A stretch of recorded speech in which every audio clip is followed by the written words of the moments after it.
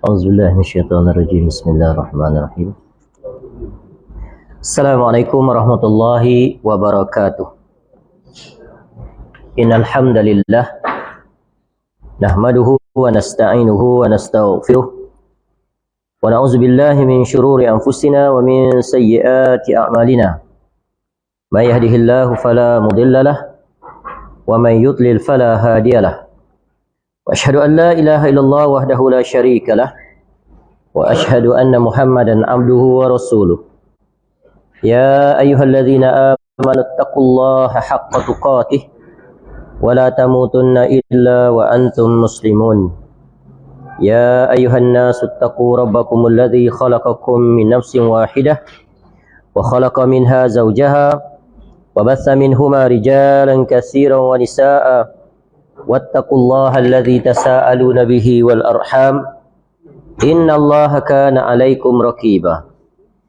Ya ayyuhalladzina amanu taqullaha wa qulu qawlan sadida yuslih lakum a'malakum wa yaghfir lakum dhunubakum wa may yuti'illaha wa rasulahu faqad faza fawzan 'azima. Amma ba'd. Fa inna asdaqal hadits kitabullah wa khairal hadi hadi Muhammad sallallahu alaihi wasallam wa syarrul umur muhdatsatuha wa kullu muhdatsatin bid'ah wa kullu bid'atin dhalalah wa kullu dhalalatin finnar. Allahumma inna nas'aluka ilman nafi'ah.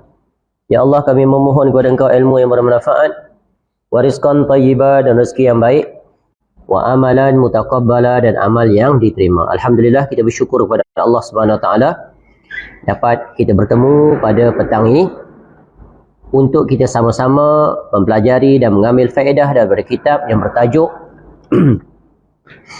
Jalan Golongan yang Selamat, yang merupakan kitab terjemahan daripada Minhajul Firqati An-Najiyati wa Ta'ifati Al-Mansurah, yang merupakan hasil karya seorang ulama Syria, yaitu Syekh Muhammad bin Jamil Zainu rahimallahu ta'ala. Sebuah kitab yang besar faedah yang memuatkan 46 penjelasan, penerangan secara ringkas yang terkait tentang urusan akidah, yang garis besarnya berkisar tentang tauhid dan lawannya iaitu syirik, yang mana pengetahuan tentang ini adalah kewajipan setiap muslim yang mukallaf. Ya, tak terhitung banyaknya ayat-ayat di dalam Al-Quran yang membicarakan hal yang terkait tentang kewajipan yang satu ini. Contoh yang paling mudah, Allah Ta'ala berfirman, fa'lam annahu la ilaha illallah. Maka hendaklah kamu ketahui, pelajari, ilmui, iaitu tentang makna benar melainkan Allah Ta'ala. InsyaAllah pada petang ini kita akan memasuki bab yang seterusnya, iaitu bab yang ke-15, iaitu bahagian yang ke-15, iaitu pada tajuk syirik akbar dan macamnya. Asyirkul akbar anwa, pembahagian ataupun klasifikasi ataupun kategori. Dan ini merupakan perkara yang besar, ya, perkara yang wajib diketahui. Sebagaimana yang telah kita sebut, mempelajari tentang tauhid adalah merupakan kewajipan dari satu sisi, dan mempelajari penyempurnanya iaitu syirik adalah satu sisi yang lain. Maka sempurnalah bagi seorang mukallaf dalam mempelajari hal yang terkait tentang tauhid dan syirik. Kerana tidak cukup hanya mengetahui tentang tauhid, tetapi tidak pula mengetahui tentang syirik. Seperti mana setiap sesuatu itu ada pasangannya. Mempelajari tentang beriman kepada malaikat tak sempurna kalau tidak mempelajari tentang apa? Mempelajari tentang malaikat tidak akan sempurna kecuali mempelajari lawannya. Mempelajari tentang apa? Tentang syaitan. Betul kan? Wajib tak belajar? Wajib tak tahu tentang syaitan? Wajib atau tidak? Wajib. Kalau tak tahu musuh kita tu macam mana kita nak lawan dia? Macam mana kita nak kalahkan dia? Maka wajib. Kerana iblis pun ciptaan Allah Ta'ala. Dan iblis telah mengisytiharkan perang selama-lamanya selagi kita hidup. Ya, iblis itu adalah musuh kita nombor 1. Tidak boleh digeserkan pada nombor 2, 3 atau 100. Nombor 1 dia selama-lamanya. Inna syaitana lakum adu fattakhizu adu. Syaitan itu adalah musuh kamu yang paling utama. Maka jadikan dia musuh kamu. Jangan jadikan dia kawan, rakan, partner. Jangan. Ya, sebab itu wajib. Jadi belajar tauhid, maka lawan dia syirik pun wajib juga. Ya, sebagaimana dalam satu syair disebutkan, araftu syarra la lisyarr, lakin litawaqqih. Aku mengetahui keburukan bukan aku hendak berbuat, tapi agar aku jangan terjatuh dalamnya. Waman lam ya'rifi syarra minan nasi yaqa'u fi. Sebab barang siapa yang tidak mengetahui tentang keburukan, kebarangkalian potensi probability dia nak jatuh ke dalamnya sangat besar. Setuju atau tidak? Tuan-tuan ni dah sarapan belum? Belum. Sarapan kudapan petang. Minum petang belum lagi. Selesai ni baru ada minum. Baik, syirik besar dan macamnya ataupun jenisnya. Sebagaimana yang kita ketahui, syirik ya, by definition, iaitu menjadikan sesuatu sebagai sekutu, yakni tandingan bagi Allah. Meletakkan makhluk, memposisikan makhluk sama taraf dengan Allah Ta'ala. Atau yang lebih parah, lebih atas daripada Allah Ta'ala. Dalam urusan apa? Dalam urusan peribadahan. Contoh di sini, Syekh Rahimahullah sebut, anda memohon kepada sesuatu itu sebagaimana anda memohon kepada Allah. Contoh. Atau melakukan padanya suatu bentuk ibadah seperti istighatsah, iaitu mohon pertolongan agar diangkat segala kesulitan. Itu namanya istighatsah. Ya. Kalau minta pertolongan, minta bantuan, ya, minta tolong pada Allah, itu dinamakan isti'anah. Kalau minta berlindung kepada Allah daripada segala kejahatan, kesulitan, kepayahan, gangguan, itu namanya isti'azah. Boleh dapat tangkap ni? Sekali lagi, tiga bentuk permohonan yang besar. Satu adalah isti'anah, minta. Ini general. Kalau kita boleh draw bulatan tu, yang paling besar bulatan tu adalah isti'anah, general permohonan, apa saja. Kalau nak spesifik lagi, dia panggil perlindungan pada Allah daripada segala kejahatan. Ya, dengan kalimah Allah yang maha sempurna. Satu lagi adalah istighatsah. Ada nasyid aghithna ya Rasulullah. Sedap pula lagu. Boleh tak? Minta pada Nabi SAW. Angkat kesulitan, angkat musibah, murahkan rezeki, turunkan keberkahan. Sedangkan Nabi SAW dah wafat. Boleh atau tidak? Tak boleh. Tapi setengah kelompok mengatakan boleh. Ini penafsiran yang menyimpang. Ya. Jadi istighatsah dia spesifiknya minta agar diangkat kepayahan dan kesulitan. Spesifik tu. Isti'anah dia the whole, masuk sekali yang dua tadi. Itulah dia ad-du'a. Nanti kita akan datang penjelasan. Kemudian menyembelih haiwan, bernazar dan sebagainya. Ini Syekh Rahimahullah nak terangkan, iaitu tentang cakupan makna ibadah. Bagaimana kita nak tahu sesuatu itu ibadah atau bukan? Ibadah ataupun adat kebiasaan. Contoh nanti akan datang contoh syirik dalam kecintaan. Syirik dalam takut. Padahal takut, cinta tu, ya, setiap kita ada fitrah takut, betul kan? Takut kegelapan malam, takut kepada ugutan, takut, ya, takut pada ular, haiwan buas, takut pada musuh. Ni syirik ke tidak ni? Tu nak tahu. Dia kena ada garis panduan dia. Contoh cinta. Ya, cinta kepada Allah, cinta kepada Rasul sallallahu alaihi wasallam, cinta kepada isteri, cinta pada suami, cinta pada anak-anak, cinta pada harta kekayaan. Ini masuk tak dalam syirik? Tu.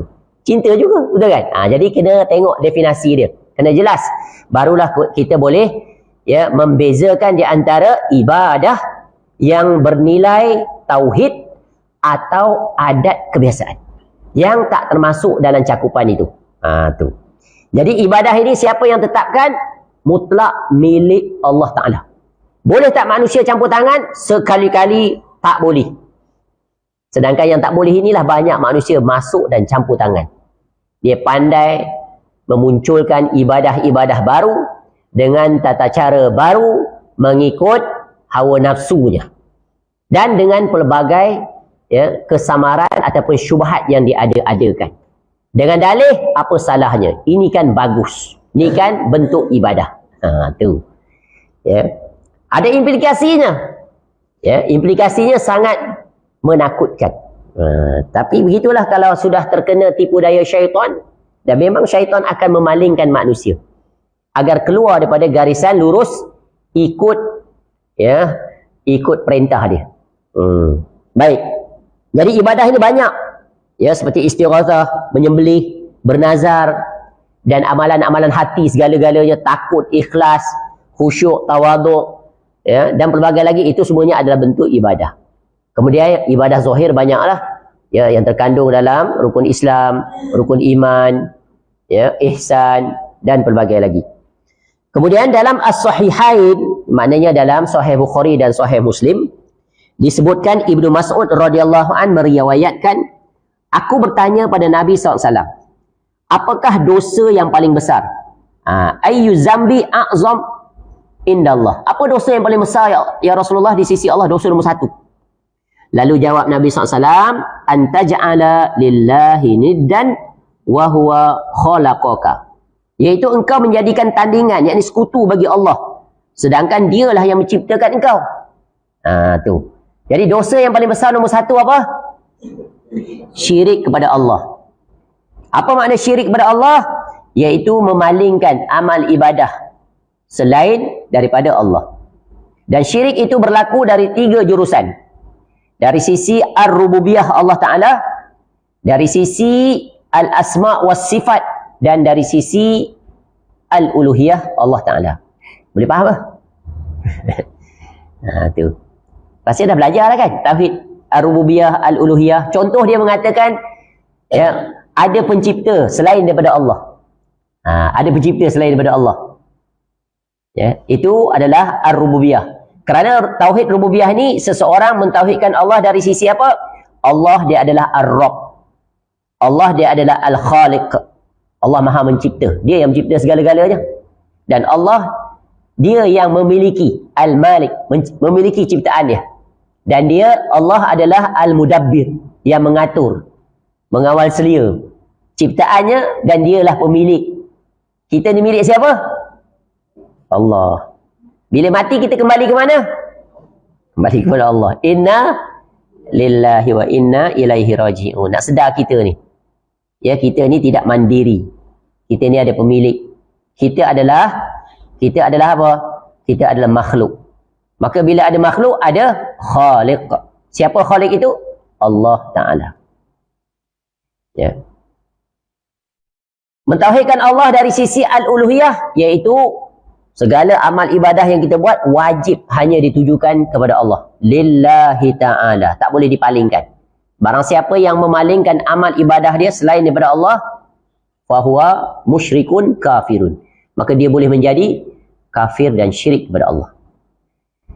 Tauhid al-asma' was sifat, iaitu mengesakan Allah dari sisi nama-nama dan sifat Allah Ta'ala. Maka tak boleh menyamakan makhluk dengan Allah Ta'ala. Boleh tak samakan makhluk dengan Allah Ta'ala? Seperti menyamakan Isa alaihi salam dengan Allah Ta'ala. Betul kan? Orang Yahudi, orang Nasrani. Orang Yahudi mengatakan Uzair adalah anak Allah. Kemudian ada kelompok sesat di kalangan umat Islam yang menyamakan sifat-sifat dan perbuatan Allah Ta'ala dengan makhluk. Dia menggambarkan makhluk itu, Allah Ta'ala itu seperti makhluk. Ketika mana Allah menceritakan, menjelaskan tentang dirinya, tentang sifat-sifat khabariyah dalam Quran, contoh Allah memiliki wajah, Allah memiliki tangan, Allah memiliki mata, Allah turun ke langit dunia. Itu macam mana tu nak memahaminya? Boleh tak sebut begitu? Kalau tak belajar tak boleh. Takkanlah Allah ada mata, takkanlah Allah ada tangan. Padahal kalau dia baca Quran dia akan temui. Allah tanya Iblis, wahai Iblis, ma mana'aka, apa yang menghalang kau untuk sujud kepada Adam yang aku ciptakan daripada kedua tangan aku? Inilah di antara ciri khususiah Adam AS, satu-satunya. Adam AS ni istimewa, Allah ciptakan dengan kedua tangannya. Adapun makhluk lain diciptakan dengan bagaimana? Bagaimana Allah ciptakan makhluknya yang lain? Berat sungguh. Sebab tak makan lagi ni. Lain kali kita sebelum kuliah, kita sarapan dulu, okey? Hujan kot. Dia punya sel-sel not really active. Dia kena deactivate. Dengan kun fayakun. Ada beberapa makhluk yang istimewa, para ulama sebut, yang Allah ciptakan langsung dengan kedua tangannya. Salah satunya adalah Adam AS. Dan keistimewaan kedua, penciptaan Adam AS, Allah sendiri yang memasukkan ruh ke dalamnya. Kalau yang lain, siapa masukkan? Meniupkan ruh siapa? Selain daripada Adam AS. Kita ni lah. Anak keturunan. Dengan apa? Malaikat yang akan datang meniupkan ruh. Bila? 40 tu. Cukup 120, betul kan? Daripada mani, kemudian nutfah, alaqah, mudghah, bagai-bagai tu. Step by step pertumbuhannya, kemudian barulah dimasukkan ruh. Siapa yang memasukkan ruh itu? Malaikat yang Allah tugaskan. Tu special Adam AS. Ya, kalau cerita tentang Adam AS ni, sepatutnya kita tahu. That's the origin of us. Dan Adam AS dikaitkan dengan istimewa pada hari dicipta bila Adam AS ni? Hari Ahad. Jumaat. Ini hari Ahad betul hari ni. Tapi hari Jumaat. Keluar daripada syurga pun hari Jumaat. Ya. Kiamat ditegakkan pun hari Jumaat. Itulah ayat hari Jumaat istimewa Sayyidul Ayyam bagi umat Islam. Okey, ni faedah tambahan ada sebut tentang Adam AS, nak cerita sikit. Knowledge baru. Barangkali tuan-tuan dan puan tahu. Ketika Allah memasukkan ruh ke dalam tubuh badan Adam AS, maka hiduplah dia. Jasad ni akan hidup bila ada ruh. Apakah perkara yang pertama kali dilakukan oleh Adam AS? Apa action pertama, reaksi mula-mula Adam AS setelah dia hidup?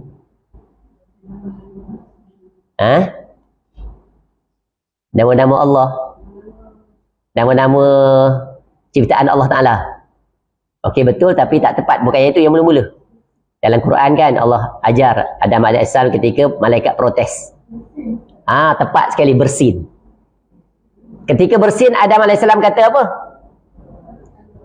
Itulah ucapan pertama Adam AS. Alhamdulillah. Cuba kaitkan dengan Al-Quran. Mula-mula surah apa? Mula-mula dalam Quran surah apa? Mula-mula ayat Al-Fatihah apa? Menunjukkan apa? Itulah tauhid. Wajib kita puji Allah sebagai tanda syukur. Segala puji-puji hanya milik mutlak Allah Ta'ala. Boleh tak kita puji manusia? Boleh tak kita dipuji? Boleh, tapi dengan syarat. Ya, dengan syarat. Jadi maknanya menunjukkan kewajipan hamba ni sentiasa memuji Allah. Sebab tu Allah ajar kita banyak kesempatan sentiasa mengucapkan Alhamdulillah. Ketika menerima nikmat, Alhamdulillah. Ketika menerima musibah pun ada ucapan Alhamdulillah. Alhamdulillah ala kulli hal. Sempurna nikmat, Alhamdulillahilladzi bini'matihi tatimmus shalihat. Pendek, Alhamdulillah. Syukur kepadamu ya Allah. Bersyukur tak datang kuliah ni? Syukur betul ke? Ke rasa terpaksa datang tukar jadual ni? Elok-elok minggu depan, minggu ni pula bring forward. Carry forward. Carry forward, betul lah? Bring forward. Carry forward. Carry forward boleh? Tak tepat. Carry ke depan tu. Ahead. Bawa ke depan. Looking forward boleh? Cikgu bahasa Inggeris pakar. Masya Allah. Terima kasih. Ke mana dah nak pergi ni? Kemudian apakah dia perintah Allah yang pertama pada Adam AS? Tadi Adam AS yang bertindak balas. Apakah perintah Allah yang pertama pada Adam AS? Sesudah dia bersin. Tahu atau tidak? Nak tahu ke tak nak? Okey. Lanjutan daripada hadis tersebut. Hadis ini diriwayatkan oleh Imam Ahmad kalau tak salah saya, dan hadisnya adalah hadis yang sahih. Allah perintahkan kepada Adam AS pergi kepada sekumpulan malaikat dan berilah salam kepada mereka. Itulah ucapan yang agung, salam itu. Adam alaihissalam pun bagi salam, malaikat menjawab salam. Waalaikumsalam warahmatullahi. Jadi salam itu adalah ucapan mulia di langit, di syurga. Dan dia juga nanti ucapan yang akan kita ucapkan sesama di dalam syurga. Dan mulianya sehingga di dunia kita disuruh sentiasa memberi salam. Ketika masuk ke majlis, walaupun saya sedang berkuliah, tuan-tuan datang lewat, ketika buka pintu masuk, ucapkan salam. Ketika meninggalkan majlis juga disarankan bagi salam. Ketika kita balik nanti berpisah, bagi salam. Ketika kita naik kereta, si suami dulu yang buka pintu, duduk dekat seat driver, isteri pun masuk dekat left side, isteri kita buka pintu, bagi salam pada suami. Buat tak? Ketika kejap lagi masuk kereta tu. Buat atau tidak? Buang tabiat ke abang? Bagi salam kat saya ni, buat apa? Sunnah tu tuan-tuan dan perempuan. Sehingga kalau kita berjalan berdua, berselisih ada pokok, kita berpisah sementara, bertemu balik dia selepas pokok tu, disunahkan juga bagi salam. Besar tak ucapan salam? Salam ni adalah tanda murninya tauhid seseorang. Salah satu tanda. Sebab apa? Salam itu, orang yang sering memberi salam, orang yang ringan lisannya memberi salam, tanda kebersihan iman. Sebab padanya telah terhilang sifat sombong, angkuh, ujub, dengki, hasad. Sebab salam itu bukan senang. Terutamanya pada orang yang tak dikenali. Terutamanya pada musuh. Kalau boleh bagi salam, memang you are very special person. Nampak tak? Dan ajaib di zaman sekarang, orang hanya memberi salam pada orang yang dia kenal. Adapun yang tak dikenali, kalau dia bagi salam pun, orang tu tak ada respon. Lazimnya. Lazim, bukan mesti. Ada orang yang faham sunnah, dia memang akan bertindak balas. Boleh faham? Itu besar. Apa ucapan yang akan diucapkan oleh penjaga pintu syurga ketika menerima kedatangan rombongan calon dan ahli syurga? Apa greeting dia? Bagi salam. Berbeza dengan penghuni neraka. Apabila mereka datang ke pintu neraka, dibuka bagi mereka, apa ucapan welcome, greeting daripada malaikat penjaga neraka? Apa ucapan dia? Tak tahu juga. Ucapannya adalah, belum pernahkah datang kepada kamu pemberi peringatan? Tak pernah datang ke orang bagi peringatan pada kamu ni di dunia? Ajaib tu, hairan dia. Dengan nada marah. Tak ada orang bagi peringatan. Sehingga kamu berani sekali nak masuk neraka dia. Seolah dia begitu. Menempah maut ni. Tu. Itu kaitan dengan apa? Tauhid juga. Cukup tak kata? Baik, sekarang. Macam-macam syirik besar. Apa makna syirik besar ni? Ya, syirik besar. Syirik ada berapa jenis? Ada berapa kategori syirik? Dua secara garis besar. Satu syirik besar, syirik akbar. Satu lagi adalah syirik asghar. Ada ulama lebih memperinci. Dia letak yang di tengah-tengah. Syirik khafi. Syirik yang sangat halus, yang sangat tersembunyi. Sulit nak dikesan. Yang ini payah ni. Kebiasaannya jatuh dalam bab ucapan. Ya. Syirik akbar, clear. Jelas. Ya. Tak ada kesamaran. Sebab apa? Itulah dia yang dijelaskan oleh seluruh Rasul-Rasul alaihimussalatu wassalam. Dibantah, dijelaskan kebatilan, ya, diperingatkan, diberi amaran keras, disebut dengan gelaran yang sangat keras terhadap syirik besar dan pelakunya. Sehingga Quran menyebutkan, menyifatkan syirik akbar ini, iaitu ya, kejahatan yang paling besar, kemaksiatan yang paling besar, dosa yang paling besar, kemurkaan Allah yang paling besar terhadap pelakunya, dan kerugian yang paling besar. Itu syirik. Dia bukan small matter. Kadang perbuatan itu kecil aja di mata, tapi besarnya indikasinya syirkun akbar. Contoh, dengan hanya memakai tali-tali yang dibagi oleh ustaz ke, oleh tok guru ke, atau dukun ke, atau uskun. Tahu uskun? Apa? Uskun. Ustaz plus dukun.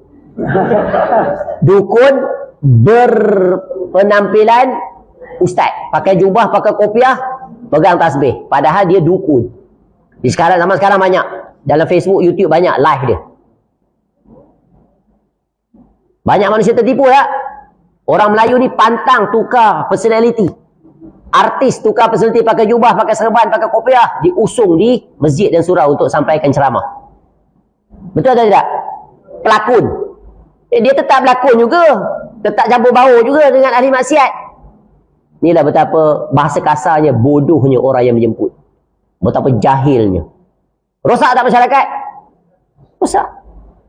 Sebab itu para ulama kata, ahli maksiat ketika mereka bertaubat, wajib mereka pergi menuntut ilmu.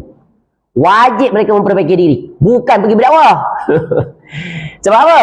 Bagaimana dia akan berdakwah sedangkan dia jahil? Boleh tak orang jahil berdakwah? Ini membinasakan dia dan orang-orang lain. Tapi sekarang trend seperti itu. Sebab apa dia buat begitu? Sebab apa? Because they want to what? Dia nak pull the crowd. Nak bagi ramai majlis di masjid surau. Nanti tabung penuh banyak. Salah satu. Ya. Ini bukan kaedah yang diajar oleh agama ini. Yang nak berdakwah ni mesti orang yang memiliki ilmu. Dikenali kepribadiannya. Ya. Ni bawa pelakon. Tengok-tengok balik semula berdasar. Pergi menuntut ilmu, belajar, baiki diri. Itu contoh. Baik. Ya, jadi syirik adalah dosa yang paling besar. Maka wajib takut, wajib teliti, wajib jauhi. Macam mana nak dapat ni semua? Wajib belajar. Kena tahu apa dia syirik. Sebab syirik ni berleka di sekitar kita banyak sekali. Yang paling sulit ni syirik ni yang dibawa oleh orang-orang yang berpenampilan agama. Oh sulit. Macam mana nak filter? Boleh minta pada orang mati, boleh seru Tok Wali tu, Tok Wali ni. Dia kata itu hakikatnya kita minta pada Allah. Ini usaha saja. Sudah. Ya. Tunjukkan dalil di mana ada larangan minta pada orang mati daripada para generasi salaf. Tunjuk dalil. Quran tu terang dah ada. Tak payah daripada ulama-ulama dulu. Sebab Quran tu jelas. Dan satu lagi, ya, bukan semua perkara itu ada daripada dalil daripada para salaf. Tahu salaf siapa? Para generasi terbaik lah, para sahabat Nabi SAW dan tabi'in. Bukan semua ada fatwa di generasi mereka. Sebab apa? Contoh, minta pada orang mati. Ataupun kita panggil istighasah ataupun tabaruk. Istighasah lah, minta pada orang mati. Orang alim yang pada mereka memiliki kedudukan, maka boleh minta pada dia walaupun dia dah mati. Tunjukkan mana ulama yang melarang daripada generasi salaf. Nak tunjuk bagaimana? Sebab zaman tu tak ada orang minta pada orang mati. Maka mana ada fatwa? Betul kan? Contoh kita tanya. Dia tanya kita. Tunjukkan mana dalil maulud Nabi itu dilarang oleh ulama salaf dulu. Mana nak ada, zaman tu tak buat. Tak adalah keluar fatwa. Boleh faham? Tu. Ni kadang orang ahli bid'ah ni dia bawa kesemaran begitu. Senang je nak jawab sebab benda tu tak berlaku. Maka tak adalah fatwa. Fatwa ni bila dikeluarkan? Bila berlaku. Betul kan? Contohnya tentang solat berjarak. Macam waktu Covid tu. Mana ada zaman dulu, betul kan? Tak berlaku. Zaman salaf tu tak ada berlaku dia. Berlaku kemudian. Maka para ulama ijtihad dengan mengambil ya kaedah-kaedah sebab-sebab ni. Kadang-kadang kita tak faham, ditipu oleh orang agamawan ni. Dia kata, tolong tunjuk dalil. Mana ada larangan? Tahlil hari pertama, hari kedua, hari ketiga. Mana ada larangan? Para salaf mana melarang? Tunjukkan dalil. Sebab kamu kata kamu ikut manhaj salaf. Tunjuklah dalil. Memang tak boleh tunjuk. Sebab apa? Sebab tak ada dibuat di ketika itu. Bila dia muncul?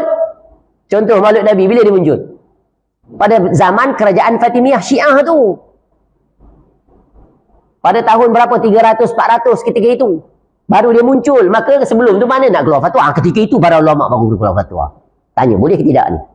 Boleh faham ni tuan-tuan? Senang saja kalau kita ada ilmu. Kalau tak ada ilmu, makan duit dia. Tu. Padahal kita cukup dah. Kalau Quran ada, tak perlu dah pendapat lain. Betul kan? Allah larang, minta. Nanti kita tengok di sini. Contoh yang pertama. Syirik besar ni. Syirik dalam berdoa. Kita tahu doa ni adalah ibadah yang agung. Permintaan. Ya, doa ni kalau dari segi bahasa, iaitu minta, seru atau ajak. Macam contoh. Jadi menyeru ni, berdoa ni ada dua. Satu yang bernatijahkan ibadah, satu lagi tak. Yang kita bicarakan di sini adalah doa yang berbentuk ibadah. Sebagaimana sabda Nabi SAW, ad-du'a huwal ibadah. Doa adalah ibadah. Yang berkaitan dengan hak Allah Ta'ala. Kita minta, hanya boleh minta pada Allah. Kalau kita minta selain pada makhluk, maka boleh membawa kepada kesyirikan dan kekafiran. Ada tak kalau doa dalam bentuk mengajak, Mengajak contohnya. Fa iza da'aka fa ajibhu. Bila engkau diajak, maka hendaklah kamu tunaikan. Contoh, ajak keduri. Itu ajak tu kalau tak penuhi syirik tak? Ajak, tolong datang keduri saya hari sekian-sekian. Kalau tak datang, terjatuh dalam kesyirikan tak?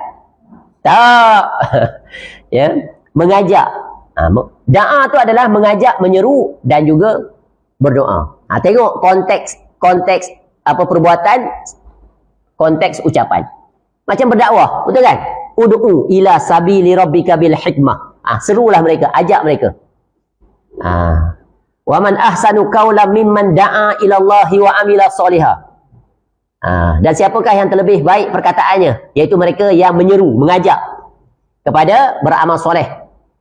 Yang mengajak manusia dan juga mereka itu beramal dengan amal soleh dan mereka mengikrarkan wa qala innani minal muslimin. Itu apa maksud di situ? Doa di situ adalah seru, ajak. Ni yang dimaksudkan di sini adalah doa apa ni? Minta. Sebagaimana Allah berfirman, ud'uni astajib lakum. Wa idza salaka ibadi anni qarib fa inni ujibu da'watad da'i idza da'an, dan seterusnya. Falyastajibu li wal yu'minu, dan seterusnya. Itu doa. Ini yang maksud di sini. Maknanya doa tadi ada 3 jenis. Isti'anah, isti'azah, istighosah, minta. Baik. Jadi doa adalah ibadah yang agung. Jadi doa yang maksud di sini adalah yaitu talabat talibu lil fi'li min ghairi. Yaitu seorang meminta dari selainnya supaya dia melakukan sesuatu. Sama ada untuk menarik manfaat atau menolak mudarat. Berdoa, betul kan? Minta nak kebaikan dan tolak keburukan. Allah makhtim lana bihusnil khatimah wala takhtim alaina bisu'il khatimah. Itu menarik manfaat, menolak mudarat. Ya Allah, akhirkanlah hayatku di atas husnul khatimah. Jangan kau matikan akhir hayatku dalam keadaan su'ul khatimah. Kena baca doa ni. Khususnya kalau solat sunat, baca kat tahiyat, baca. Sesuai innaka hamidum majid, minta 4 perlindungan. Allahumma inni a'udzubika min azabi jahannam wa min fitnatil kubur tu, wa min fitnatil mahya wal mamat, wa min syarri fitnatil masihid dajjal. Lepas tu minta apa saja doa. Tapi orang kita pindahkan doa-doa itu di luar. Lepas solat berzikir berbagai, angkat tangan minta. Jangan lupa minta yang di sini. Boleh saja nak minta di luar, tapi tempat yang teristimewa, yang sangat mustajab dalam solat di 2 tempat, di sujud dan di fi duburi kulli solah. Para ulama sebut pada tahiyat. Dan memang Nabi SAW sebut di situ. Jadi kita khususkan di situ. Khususnya kalau solat sunat. Solat wajib memang payahlah. Kalau kita baca lama alamat lah, orang duduk belakang apa hal imam ni tahiyat lama benar. Dia tidur ke apa? Nampak? Itu sebab tu bila sunnah ni dia mati, kalau dihidupkan memang asing dan janggal. Tapi kalau kita solat sunat bersendirian, maka kita hidupkan sunnah tu. Kita memperbanyakkan doa pada 2 tempat. Di tahiyat senang. Sebab kita duduk lama tu kan? Baca sampai habis. Bacalah. Ya. Rabbi ja'alni muqimas solah dan seterusnya lah. Rabbana atina fid dunya hasanah.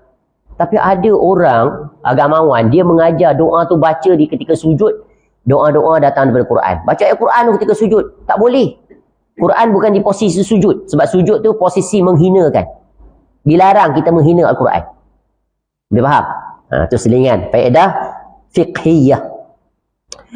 Iaitu berdoa kepada selain Allah, baik kepada para nabi atau wali, untuk meminta rezeki atau memohon kesembuhan dari penyakit. Allah Ta'ala berfirman, wala tad'u min dunillahi ma la yanfa'uka wa la yadurruk, fa in fa'alta fa innaka idzam minaz zalimin. Dalil, Allah larang. Dan janganlah kamu menyembah apa-apa yang tidak memberi manfaat dan tidak pula memberi mudarat kepadamu selain daripada Allah. Sebab jika kamu berbuat yang demikian itu, maka sesungguhnya kamu kalau begitu termasuk orang yang zalim. Menyembah itu adalah beribadah. Jangan faham menyembah itu hanya tunduk, rukuk, sujud. Bukan. Minta doa ibadah tak? Menyembelih ibadah tak? Haji, umrah memang ibadah. Ya. Bersedekah ibadah tak? Beribadah. Sebab Allah dah tetapkan ini adalah ibadah. Takut, khauf, rojak, semuanya adalah ibadah. Jadi, jangan dipalingkan. Jangan dipaling, ya, ditujukan kepada selain daripada Allah. Yang Allah Ta'ala saja yang berhak untuk ditujukan kepadanya. Jadi ayat di sini yang disebut zalim di sini adalah syirik.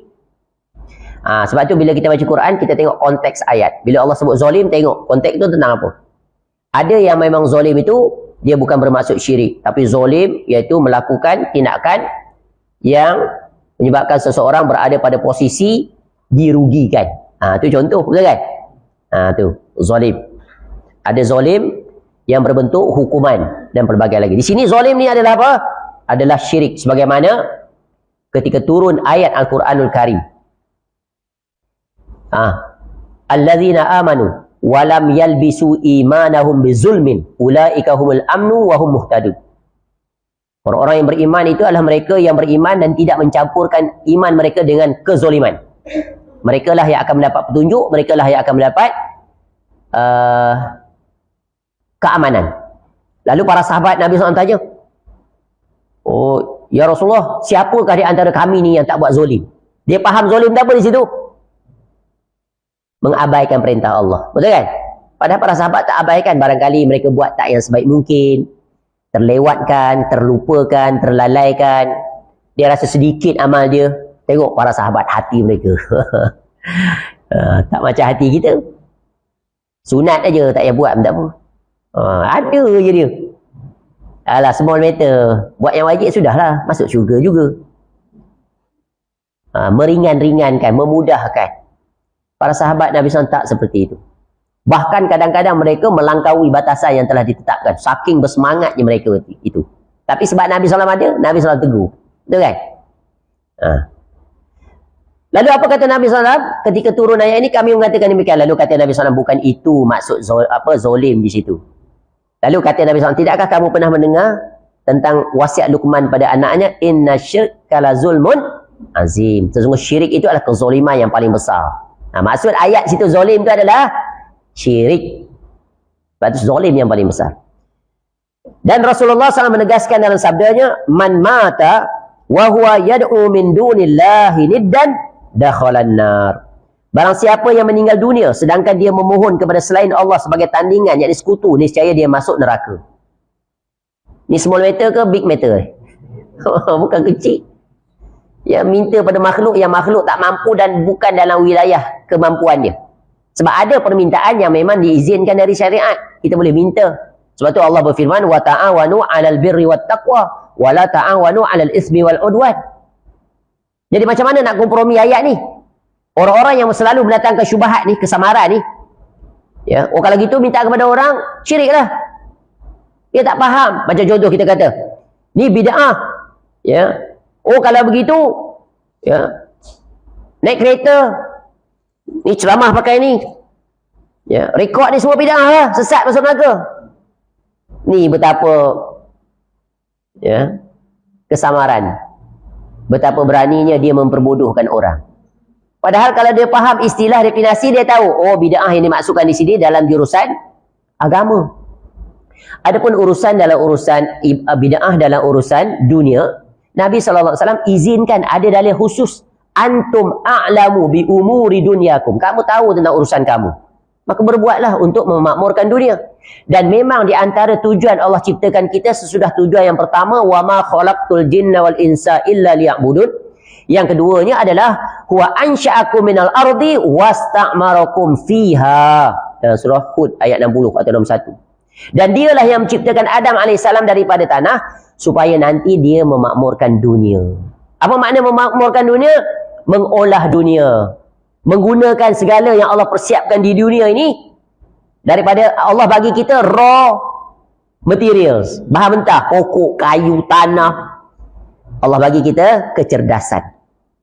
Berfikir macam mana nak memperbaiki kehidupan manusia. Nampak tak? Itu inovasi macam mana mengolah dunia. Dulu jalan kaki. Dulu naik kereta. Kereta apa? Kereta kuda. Kereta lembu, macam-macam kereta. Datang Ford, reka kereta. Sekarang macam-macam kereta ada. Ya, udara ada, darat ada, laut ada. Ya, sekarang semua orang silap-silap boleh terbang aja ke mana-mana nak pergi. Tak payah pakai kereta. Datang kuliah ni senang aja. Tak lama tak payah dah. Kereta apa pun tak payah. There is no medium at all. Just niat. Niat nak datang kuliah. Ada terus sini. Sampai dah. Niat. Is it possible? Is it possible or not? Possible. Dalam urusan dunia ni dia possible. Whatever you can think, most of it you can achieve it. InsyaAllah. Bila kita berfikir saja, otak ni dia akan interact. Sel-sel ni, neuron-neuron ni akan berinteraksi. Nak come up with the ideas. How to achieve your keinginan tadi. Dulu orang berfikir nak terbang. Orang kata gila ke kau? Itu ahli sihir boleh terbang tak penyapu. Now everyone can fly. At that time, impossible. Dulu orang nak berbicara, tak payah jumpa, tak payah tengok. Mereka telefon kat sekolah buat team tu, tarik tali satu, sana kau satu team, aku satu team. Oi, hello. Sekarang, semua boleh bercakap. Tanpa melihat sesiapa, betul kan? Dengan adanya handphone di tangan. Sampai satu masa lagi, semua tak payah ada apa. Sambil-sambil bercakap, vibrate. Call masuk. Hello, ya, aku tengah kuliah lah. Nanti kau call kemudian boleh tak? Gila semua manusia waktu itu. Pernah fikir tak? Sebab tu orang yang berfikir dia, Allah akan bagi dia idea-idea macam mana. Dalam urusan dunia, insya-Allah Allah bagi. Tengok Arab Saudi tu. Nak buat bandar Neon City. Berapa ratus trilion tu. Kita kata impossible. No possible. Nampak? Tu Timur Tengah tu. Siapa sangka from desert. From desert, from nothing. Tengok apa jadi. Malaysia pun dah ketinggalan zaman dah. Ibarat langit dan bumi dah dia tinggal jauh. High tech, betul kan? Bangunannya, Masya Allah. Takjub kita tengok. Arab Saudi sekarang, tengok. Gurun dah jadi hijau. Saya tengok YouTube tu, ya Allah, terkejut saya. Arab Saudi di antara objektif dia adalah menjadi pengeksport dunia. Pengeluaran ruji, gandum, macam-macam lah buah-buahan. Dan dia ada achieve. Planning dia pada tahun 70-an. Dia jadi pengeksport. Ekspor ayam, ekspor telur. Kita ingat Arab Saudi tu pasir pada pasir minyak. Ya tak. Sekarang dia collaborate dengan China. China berjaya menukarkan landscape padang pasir dia jadi tanah hijau. Sekarang di Arab Saudi dah jadi hijau lah. Nah, orang Malaysia masih duduk di bawah tempurung. Dia rasa dia okey, power ke depan. Kena tinggal dah jauh. Nampak tak? Itu dalam dunia. Dan memang mudah habis Allah sebut. Betul kan? Arab Saudi tak akan kembali hijau. Allah bagi sikit-sikit ilmu. Sebab tu pentingnya berfikir. Ni peranti yang satu ni banyak tak guna. Space ni banyak kosong lagi. Barangkali 10-20% je guna. The rest remain until we die. Terutamanya orang Melayu disebut malas. Malas berfikir. Lu fikirlah sendiri. Kalau tanya soalan, yang tanya soalan tu juga bagi jawapan. Bukti. Tapi bukan sinilah, tempat lain. Sebab kita selalu suka tak ada sifat kritis. Terima je. Tok Guru kata apa, semua ya je. Betul kan? Tok Guru baca air ludah sikit pun minum dia kita. Mana akal letaknya? Nak periksa je baca Yasin. Letak air banyak-banyak. Bawa balik bagi anak. Anak degil apa minum air Yasin. Ya Allah. Oi, nak pandai kena baca, kena belajar. Ni percaya ke Tok Guru? Air yang 5 sen harga, dia pergi baca, ada add value di situ baca Quran, jadi RM5, jadi RM10. Letak pula label sini, menyembuhkan 1000 penyakit. Terutama satu, anak degil, nakal, malas membaca, malas solat, minum air ni. Ketawa. Perempuan lah yang beli. Kalau itulah kaedah, masuk akal tak? Baik panggil para hufaz tu, daripada baca air botol-botol ni, baik panggil para hufaz tu datang rumah Tuan Haji kita, baca kat keliling kolam ni. Lepas tu kita minum, cerdik kita. Pergi kat tu, reservoir tu. Pergi baca situ. Semua rumah dapat faedah. Betul kan? Mana akal? Akal mana? Nak belajar kena usaha lah. Orang kafir tu tak minum air ni. Dia baca, dia rajin, betul kan? Akhirnya teknologi ada pada dia. Allah bagi. Sampai tahap tu ketidakcerdikan kita. Padahal Allah ajar kita cerdik. Tengok Quran ajar kita supaya berfikir, betul kan? Ilmu apa pun yang dimunculkan oleh manusia, critical thinking ke, creative thinking ke, convergent thinking ke, divergent thinking ke, lateral thinking ke, whatever type of thinking, semua dalam Quran ada. Percaya atau tidak? Baca Quran, Allah suruh fikir secara kritikal. Banyak ayat-ayat Quran. Berjalanlah di atas muka bumi dan berfikirlah, ambil ibrah. Allah sebut wa fi anfusikum afala tubsirun. Afala tatafakkaru. Inna fi khalqis samawati wal ard wa ikhtilafil laili wan nahari la ayatin liulil albab. Albab. Silih berganti siang dan malam pada penciptaan itu. Langit dan bumi terdapat tanda-tanda bagi orang yang berakal. Nampak? Kita tengok apa, tengok pokok, tengok jalan, satu idea pun tak keluar. Tapi orang yang kreatif, yang berfikir, tengok, dapat satu idea. Ni boleh guna. Nampak tak? Betapa tak observernya kita. Padahal Allah suruh kita berfikir. Apatah lagi dalam urusan dunia. Jangan simply accept. Do your own homework. Check, clarify, verify, then only validate. Then you can pegang. Nak pegang ataupun nak tolak. Nampak? Kritis. Terima je. Oh, beratlah macam tu. Tu. Baik, seterusnya. Sedangkan dalil yang menyatakan bahawa berdoa kepada selain Allah, baik kepada orang yang mati atau orang yang tidak hadir, merupakan perbuatan syirik, adalah firman Allah. Ada dalil, tengok. Kaedah kitab ni dia datangkan dalil. Apa dalilnya? Iaitu dilarang berdoa selain daripada Allah, minta yang mana Allah saja yang mampu. Memang khusus Allah saja yang mampu. Kita dah sebut sebelum ni, boleh minta pada makhluk yang hidup dengan 4 syarat. Apa 4 syarat tu? Masih ingat? Nak minta pada seseorang, ada 4 syarat ni boleh. 1, dia hidup. Maknanya kalau orang mati boleh tak? Tak boleh. 2, dia hadir. Atau boleh kita hubungi. Boleh cari dia. Kalau ghaib boleh tak? Seru nama dia. Tak boleh. Silat-silat yang menyahut nanti jin. Yang ketiga, dia mampu.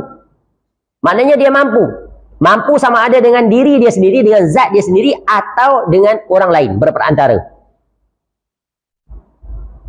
Contoh apa? Nak datang ni kan? Nak datang hujan ni agak-agak petang ni. Pesan kat jiran. Nanti kalau nampak macam hujan, tolong kutip kain yang saya sidai tu, atau tolak troli gila pula. Penyidai tu ke dalam. Boleh atau tidak? Kenapa boleh? Dia mampu. Tapi ada juga yang dia tak mampu. Contoh, suruh budak kecil tu. Budak kecil. Tolong nanti kalau hujan, motor pakcik yang kat luar tu tolong tolak masuk ke dalam garaj. Pakcik tak kunci motor tu. Budak kecil tu. Boleh tak? Syirik tak tu? Itu masuk dalam kategori apa? Masuk apa? Itu termasuk dalam orang tua yang tak berakal. bahasa sopan lah. Kalau bahasa kasar, bodoh betul. Menyuruh budak yang memang tahu tak mampu. Itu tak masuklah syirik. Yang syirik ni adalah minta dihidupkan orang mati yang telah mati. Boleh tak? Minta dipanjangkan usia. Wahai Tuan Syekh, kau panjangkan usia aku. Wahai Tuan Syekh, angkatlah kesulitan yang aku hadapi sekarang. Boleh tak? Tak boleh. Sebab apa? Siapa yang mampu tu? Allah Ta'ala. Yang keempat, tidak melanggar syariat. Boleh tak minta? Tuan, nanti kalau Tuan pergi kedai, tolong beli rokok bang 2 kotak. Boleh tak? Boleh atau tidak? Boleh. Boleh dari segi hukumnya. Adat, tapi dilarang dari segi hukum syariat. Sebab apa? Rokok itu adalah kecualilah tuan-tuan dan perempuan pegang, dia makruh. Sebab tu dia senyap tu. Ataupun ekstrim beginilah. Boleh tak minta tolong? Mat, nanti kalau kau pergi bandar Kelang, tolong beli nombor ekor dekat aku. Bang RM100. Boleh tak? Boleh atau tidak? Tak boleh. Sebab apa? Haram, melanggar syariat. Jatuh syirik tak tu? Tak. Jatuh dalam dosa besar. Tapi boleh tak jatuh dalam syirik? Boleh tak jatuh dalam terbatal keislaman? Boleh. Mat, kenapa kau suruh aku beli? Kan ni diharamkan, dilarang. Untuk aku tak haram, halal. Tu dia. Menghalalkan yang haram. Jatuh tak? Terbatal tak keislaman? Jatuh, tapi ada perincian. Tanya dia, kau tahu tak benda ni? Hukum dia halal ke haram? Aku tak tahu lah. Aku ingatkan boleh. Itu lain pula ceritanya. Ada perincian. Itulah dawabit takfir. Kaedah-kaedah dalam mengkafirkan seseorang. Kaedah-kaedah dalam menjatuhkan hukum syirik. Ada kaedah. Bukan mudah-mudah. Itulah yang dituduh oleh orang kepada Syekh Muhammad bin Abdul Wahab rahimahullah. Padahal Syekh sangat teliti dalam urusan itu. Ada kaedah-kaedah. Bila ditanya tak boleh jawab. Rupanya tak baca. Memalukan sekali. Kalau faham, faham. Kalau tak faham, sudah. Nampaknya tak ikut perkembangan zaman. Bagus. Selamat. Sebab masih tingkat belajar. Baik. Apa dalil di sini? Walladzina tad'una min dunihi ma yamlikuna min qitmir. In tad'uhum la yasma'u du'aakum. Walau sami'u mastajabu lakum. Wa yawmal qiyamati yakfuru nabi syirkikum. Wala yunabbi'uka mislu khabir. Dan orang-orang yang kamu seru, yang kamu panggil nama dia, yang kamu sembah mereka itu, selain Allah, tiada mempunyai apa-apa, walaupun setipis kulit ari ataupun setipis kulit bawang. Tak ada kemampuan langsung. Jika kamu menyeru mereka, mereka tiada mendengar seruanmu. Dan kalau mereka mendengar, mereka tidak dapat memperkenankan permintaanmu. Orang kafir kan, dia seru Tuhan-Tuhan dia, walaupun Tuhan dia besar bukan main, dibuat daripada patung.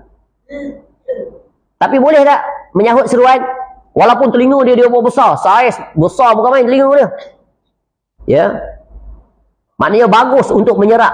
Speaker pun bagus. Tapi berfungsi tak? Quran sebut ada mata buta, ada telinga pekak, ada mulut bisu. Tu pengajaran. Allah tunjuk Nabi Ibrahim AS letak kapak kat situ kan. Tanyalah dia. Tu betapa bodohnya orang kafir. Dah sedar bodoh, tetap juga nak bodoh. Dia parah. Dah dibagi tahu, dah bagi logik. Itu logik kan? Logika dan bukti di lapangan. Ni rosak ni kalau akal tak berfungsi. Walaupun genius 300 dia punya IQ. Sebab tu orang yang cerdas bukan diukur dengan kecerdasan IQ dia.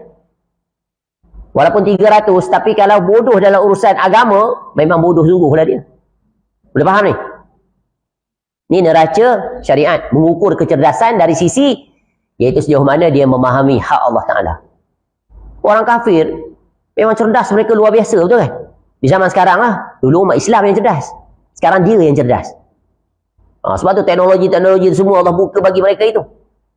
Sebagai ujian bagi orang beriman. Baik. Dan di hari kiamat, mereka akan mengingkari kemusyrikanmu.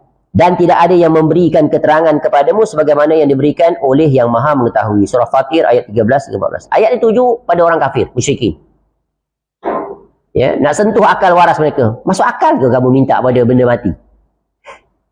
Kalau untuk kita, masuk akal ke minta pada orang mati? Kenapa kamu yang susah-susah sangat nak minta pada orang mati ni?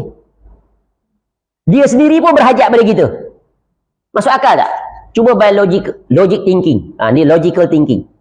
Orang mati sehebat apa pun dia, sealim apa pun dia, ketika dia mati dia berhajat pada orang hidup ke orang hidup berhajat pada dia? Boleh tak dia mati dia uruskan sendiri pemandiannya, pengkafanannya, pengkebumiannya? Boleh tak dia uruskan sendiri? Siapa yang uruskan dia? Orang hidup. Tu dah tahu situasi itu, kenapa orang hidup berhajat pada orang mati? Yang mati itu berhajat pada orang hidup. Bahkan ketika dia berada di alam barzah, kita berhajat pada dia ke dia berhajat pada kita? Tapi ada tak orang hidup berhajat pada dia? Ada, banyak tak? Bukan orang biasa, orang agama, berpenampilan, berjubah, berserban, serepang lagi. Dia ketua, bawa pergi ke kuburan-kuburan, sampai satu dunia dia pergi cari kubur-kubur tu. Bahkan diteroka pula kubur-kubur baru untuk dibesarkan. Bila jumpa je, oh ni Tok Syekh sekian-sekian yang membawa Islam ke Nusantara, cerah habis kawasan tu. Dibuat binaan yang baru, ditinggikan bangunan, diletak kelambu bagai-bagai, diletak bunga, macam-macam lah dia buat, letak lampu, letak gambar, letak nama. Maka berbondong-bondong lah manusia datang kepadanya. Untuk apa? Ni untuk minta, membesarkan dia, takzim, datang dalam keadaan tunduk, hina diri. Bahkan ada di antara mereka yang solat menghadapnya, sujud kepada kubur itu. Ini bukan cerita yang dibuat-buat. Sekarang Allah tunjuk pada kita. Hujah-hujah terang, cuma kamu nak pilih aja. Nak tolak ke nak terima? Tu, sampai tahap tu. Padahal Nabi SAW sangat melarang. Bahkan kubur Nabi SAW pun Nabi dah pesan, jangan jadikan kuburanku sebagai tempat ibadah ataupun yang disembah. Jangan jadikan tempat perayaan. Tu Nabi SAW wasiat ketika mana? 3-4 hari lagi nak meninggal dunia. Menunjukkan apa yang diancam, yang diingat oleh Nabi SAW, itulah yang dilanggar oleh sebahagian daripada agama yang menyimpang. Takut tak ni? Takut. Mesti ada rasa takut yang besar. Banyak orang sekarang tersalah dalam meletakkan prioriti. Oh, kalau tengok dengar orang berzina je, kau tahu tak, di kampung kita ni ada seorang ibu berzina dengan anak lelaki dia. Teruklah macam-macam kata orang, betul kan? Tapi kalau orang cerita, kau tahu tak, di rumah tu aku pergi tu hari, aku tengok dekat rumah dia. Ya, tengok tuan rumah tu pakai tangkal kat tangan. Steady relax tak rasa apa. Betul atau tidak? Tengok setengah orang pakai macam-macam benda dekat tangan dia. Cincin penuh.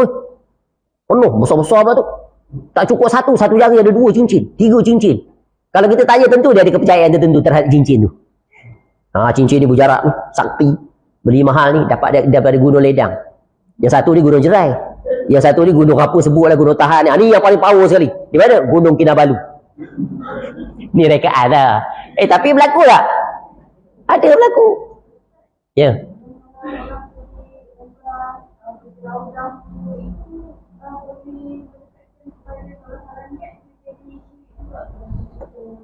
Macam mana?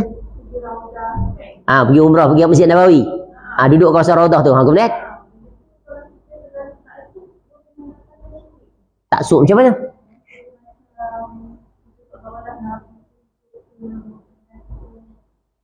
Oh, dia duduk situ, dia rasa dia Nabi SAW hidup di situ. Mengambil berkat. Bukan, Raudah tu tempat mustajab doa, betul ke? Tempat di antara rumah Nabi dengan mimbar Nabi SAW tu kan. Di situ pergi untuk beribadah. Tapi kalau ada itikad yang fasik, yang fasid, bukan fasid, yang rosak, dia kata kalau kita berada di Raudah ni, Nabi SAW akan berada bersama kita. Itu bukan syirik. Itu adalah melampau, ghulu. Melampau. Ya, maknanya satu perkara yang batil. Kerana apa? Nabi SAW berada di alamnya yang tersendiri. Boleh faham? Macam orang-orang seperti itulah. Jangankan di Raudah tu. Ni di sini pun buat majlis maulid Nabi, siap satu kerusi khas untuk Nabi SAW. Sekejap lagi datang berdiri semua. Sebab apa? Nabi SAW hadir dalam majlis kita. Yang sana pun hadir juga. Yang sana pun hadir juga. Yang sini pun hadir juga. Nampak tak? Kekarutan tetapi diterima. Dengan alasan tiada yang mustahil. Itu alasan. Kalaulah Nabi SAW itu boleh hadir dalam majlis kita, tentulah Nabi SAW dah selesaikan masalah pertikaian, persisian kita sekarang ni. Betul kan? Nabi datang reconcile. Tuan Syekh, kamu sepatutnya gini. Kamu sepatutnya gini. Bersatu. Kalaulah Nabi SAW itu boleh hadir, tentu lebih urgent ketika mana nak melantik khalifah pengganti Nabi SAW. Sampai umat Islam hampir bergaduh. Betul kan? Suku Aus, Hazrat ada wakil dia, orang Muhajirin ada calon dia. Nampak? Kalaulah Nabi SAW boleh hadir, tentu Nabi SAW patut hadir ketika mana isteri Nabi SAW Aisyah radhiyallahu anha keluar untuk berperang dalam peperangan Jamal. Tentu Nabi SAW pesan, jangan pergi. Betul kan?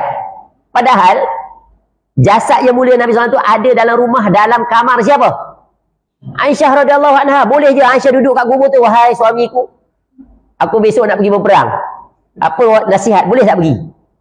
Sebagaimana orang-orang bid'ah dia pergi kat kubur, bercakap dengan syekh dalam kubur tu. Wahai syekh, kami datang dari jauh, ada hajat sekian-sekian. Tengoklah dalam YouTube tu.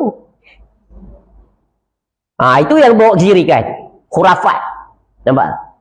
Jadi jangan, sebab tu kalau kita ada ilmu, kita akan dapat tolak. Dengan mudah. Tapi sekarang berat. Sebab apa? Takkanlah syekh ni keturunan Nabi SAW ni. Ahlul Bait ni. Datang daripada kota 1 juta wali ni. Sudah. Takkan salah. Semua mereka seperti itu. Tulis pula dalam kitab. Ahlul Bait ni. Macam mana nak tapis? Ahlul Bait ke dia? Bukankah dia? Bukan neraca kebenaran. Setiap orang itu diukur dengan satu orang. Siapa? Semua itu diukur dengan satu orang. Siapa? Nabi SAW. Sebab itu Imam Malik rahimahullah ketika berkuliah di Masjid Nabawi, sebelahnya adalah kubur Nabi SAW. Itu Imam Darul Hijrah. Apa kata Imam Malik rahimahullah?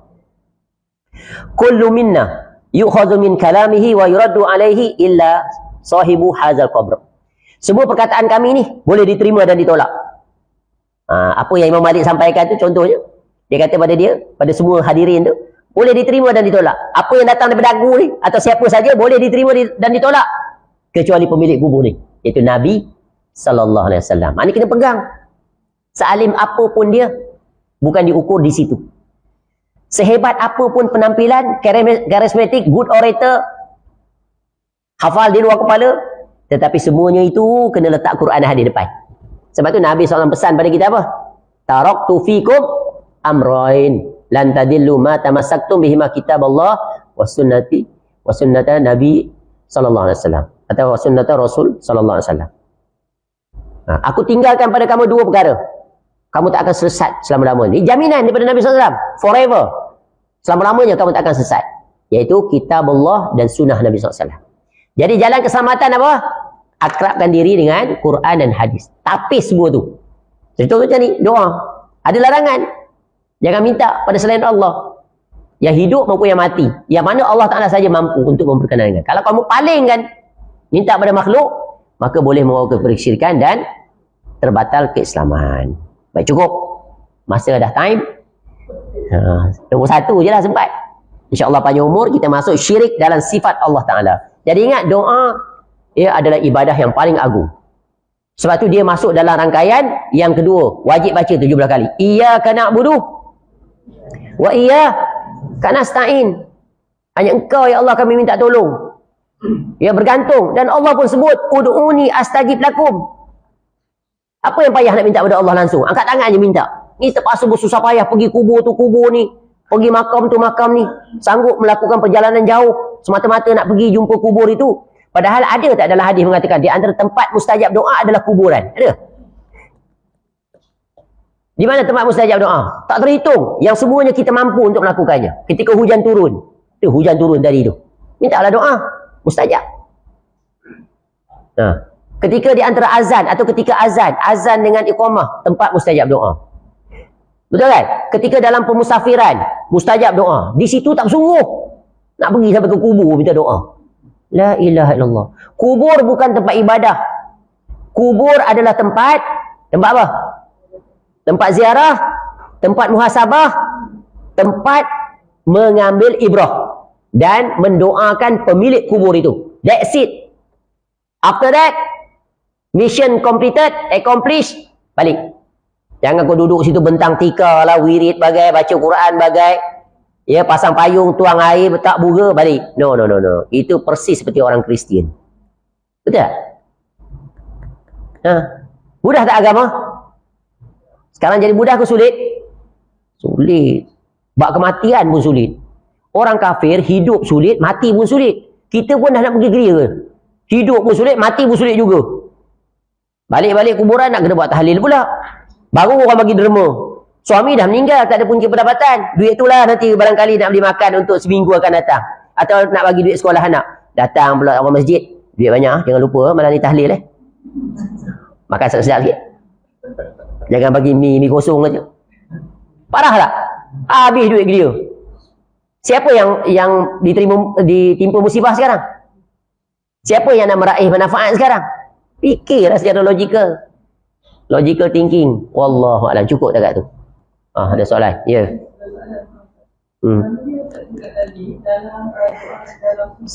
Ya.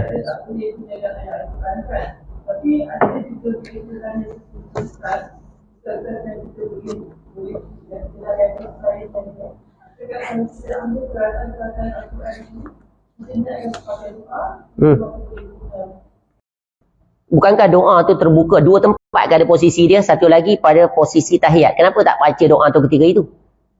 Kalau nak baca doa yang ketika kita sujud tu